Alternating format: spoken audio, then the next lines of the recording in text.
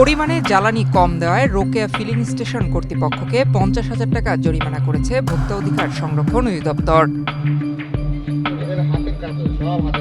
বৃহস্পতিবার দুপুরে জামালপুর ভোক্তা অধিকার সংরক্ষণ অধিদপ্তরের সহকারী পরিচালক শরীফুল ইসলাম এই অভিযান পরিচালনা করেন।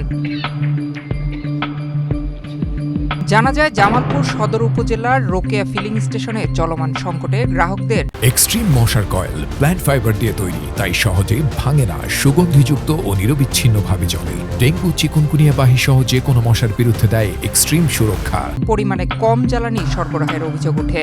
এমন অভিযোগের পর জামালপুর ভোক্তা অধিকার সংরক্ষণ অধিদপ্তর রোকেয়া ফিলিং স্টেশনে অভিযান পরিচালনা করেন সহকারী পরিচালক শরীফুল ইসলাম। এ সময় পরিমাণে কম জ্বালানি দেওয়ার বিষয়টি প্রমাণিত হলে পাম্প কর্তৃপক্ষকে ৫০,০০০ টাকা জরিমানা করা হয়।